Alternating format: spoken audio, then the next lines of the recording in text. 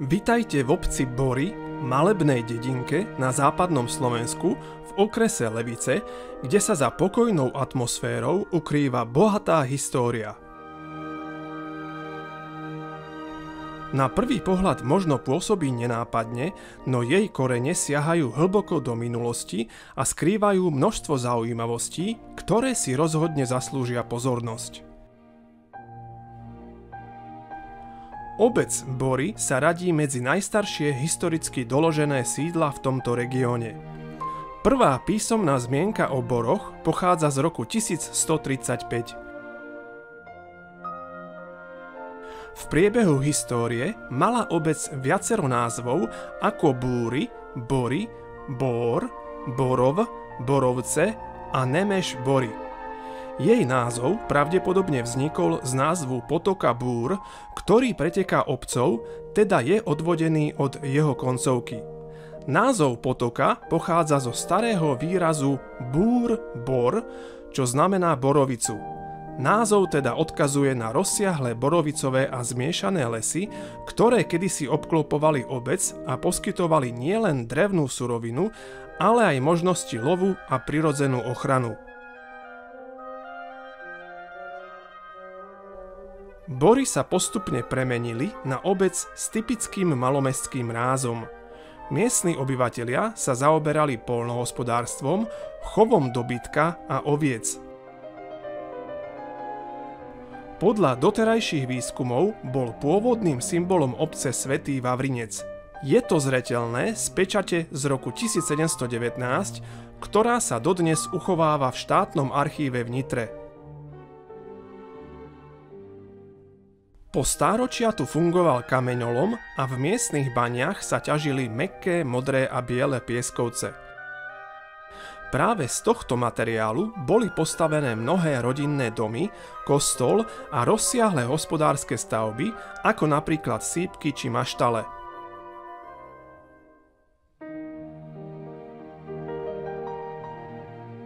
V obci sa nachádzala aj piesková a ílovitá baňa.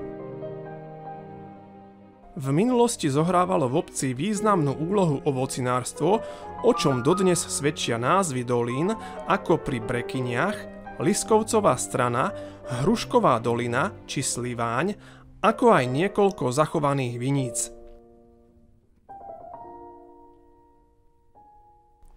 Na močaristých brehoch potoka Búr rástlo rákosie, ktorým sa v minulosti prikrmoval dobytok. Tento potok kedysi poháňal mlyn, ktorý pravdepodobne fungoval v blízkosti osady ešte pred niekoľkými desaťročiami. V dedine sa nachádzal aj veterný mlyn, ktorý stál na okraji obce a patril k miestnym technickým zaujímavostiam.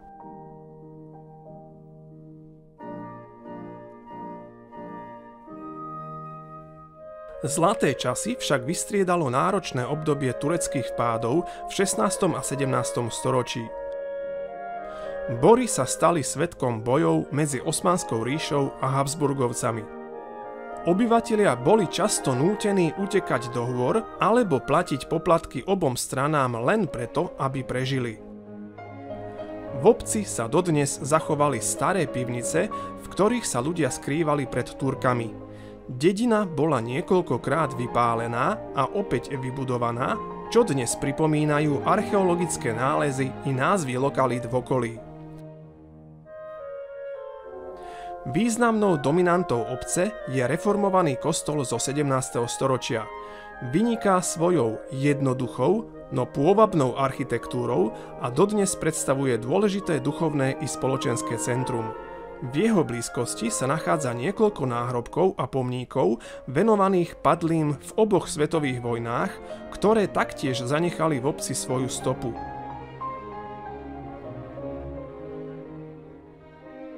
Počas 19. storočia sa dedina postupne rozširovala, pribúdali nové domy postavené z miestneho kameňa a obec si postupne upevňovala svoj typický vidiecký charakter.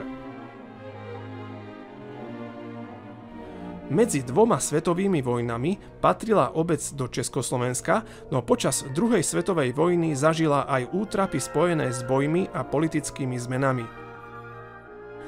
Po roku 1945 nastala stabilizácia, avšak zásadný zlom nastal počas kolektivizácie, keď vzniklo jednotné roľnícke družstvo.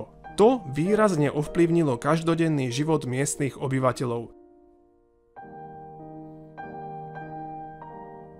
Dnes sú Bory tichou a pokojnou dedinou s približne 300 obyvateľmi.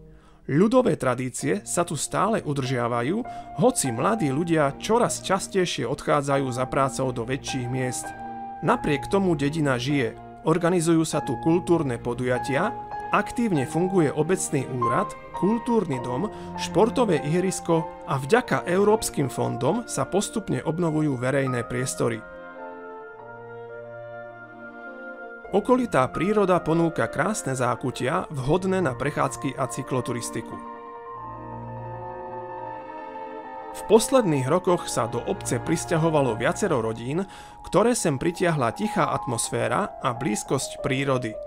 Lesy, lúky a polia v okolí pripomínajú jedinečný charakter regiónu Tekov, ku ktorému Bory historicky patrili. Medzi rodákmi obce nájdeme viaceré osobnosti, poľnohospodárov, učiteľov, kňazov, ktorí prispeli k rozvoju celého regiónu.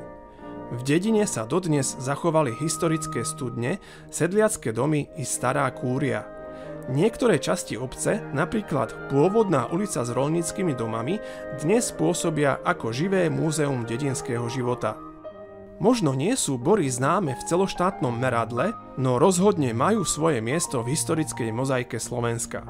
Ich hlboké korene, usilovnosť miestnych ľudí a pokojná atmosféra z nich robia miesto s dušou, miesto, ktoré má čo ponúknuť nielen svojim obyvateľom, ale aj tým, ktorí túžia objaviť menej známe, no o to pôsobivejšie kúty našej krajiny. Bory sú dôkazom, že aj malá dedina môže mať veľkú históriu.